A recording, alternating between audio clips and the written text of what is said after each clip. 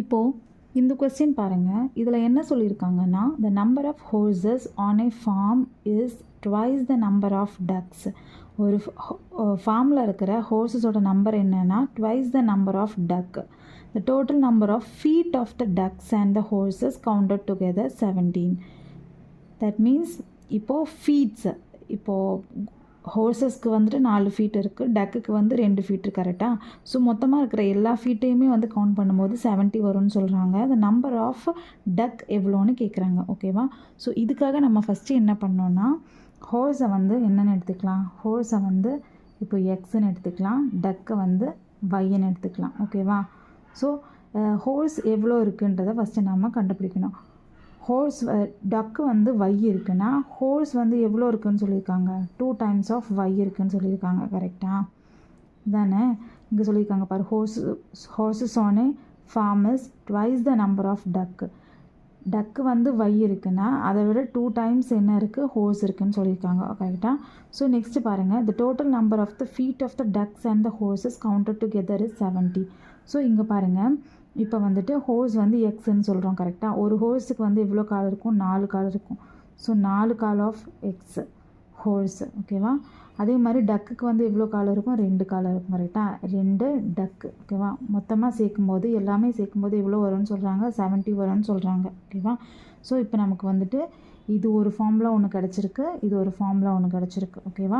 இப்போ நம்ம என்ன கண்டுபிடிக்கணும், நம்பர் ஆஃப் டக்கு தான் நம்ம கண்டுபிடிக்கணும். ஸோ என்ன கண்டுபிடிக்கணும், வை எவ்வளோன்றது தான் நம்ம கண்டுபிடிக்கணும். ஏன்னா நம்ம வந்து டக்கை வந்து வைன்னு தான் எடுத்திருக்கோம். கரெக்டாக?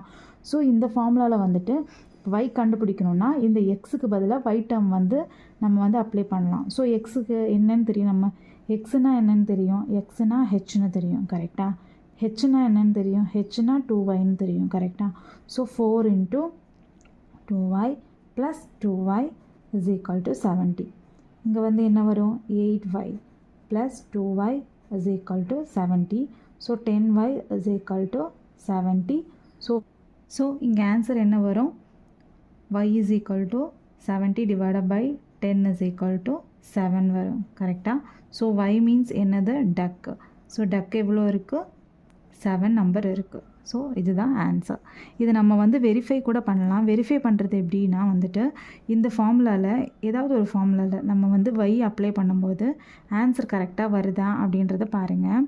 இப்போ நமக்கு வந்து டக்கு வந்துட்டு 7 இருக்குதுன்னு சொல்கிறாங்க. கரெக்டாக? ஸோ ஹோர்ஸ் எவ்வளவா இருக்கும்னு பாருங்கள். ஹோர்ஸ் வந்து எவ்வளோ இருக்கும், இந்த ஃபார்முலாவில் பாருங்கள், ஹோர்ஸ் வந்துட்டு 14 இருக்குமா இருக்கும். கரெக்டாக? டக்கு வந்துட்டு 7 இருக்குன்னா ஹோர்ஸ் வந்து 14 இருக்குமா இருக்கும். கரெக்டாக? ஸோ இது ரெண்டுத்தையும் ஆட் பண்ணும்போது உங்களுக்கு 70 வருதான்னு பாருங்கள். ஹோர்ஸோட 4 கால். ஓகேவா? 4 × 14 ப்ளஸ் அதேமாதிரி டக்கோட 2 கால் 2 × 17 7 வரும்போது என்ன வரும், ஆன்சரு 70 வரும்னு சொல்கிறாங்க. கரெக்டாக? 14 × 4 14 × 4 எவ்வளோ கிடைக்கும், 56 கிடைக்கும். கரெக்டாக? ஸோ 56 ப்ளஸ் இங்கே 14 வரும். 14 = 70.